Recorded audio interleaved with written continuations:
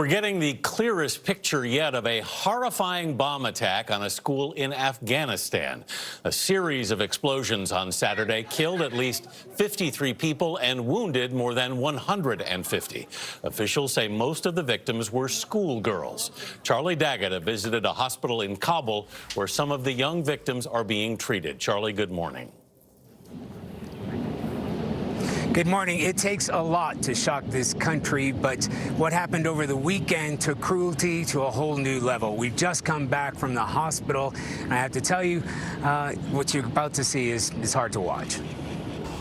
With her extensive internal injuries, doctors aren't sure whether 14-year-old Mariam is going to make it. They do know that 18-year-old Habiba will not.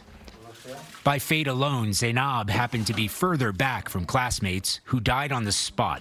The explosion felt like it came from the ground in the sky, the 13-year-old said, and I started running. She then noticed her arm was bleeding from a chunk of shrapnel. She told us she doesn't understand why someone would want to kill her. I think they just don't want us to study, she said. On Sunday, parents laid those children who didn't survive to rest. Sent to school in search of a better life in the hope of a brighter future, dreams now buried along with their daughters. The Interior Ministry told us a massive car bomb right outside the gates was followed by 2 more explosions from devices planted on the street.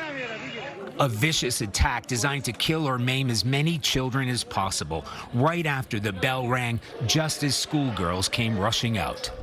The bombing underscores the widespread instability American troops leave behind as they start to head home. Afghan security forces are already overwhelmed trying to push back militants on the battlefield while keeping civilians safe at home. Zainab told us she doesn't know what happened to her friends, and she's determined to return to school when she can. You won't be afraid.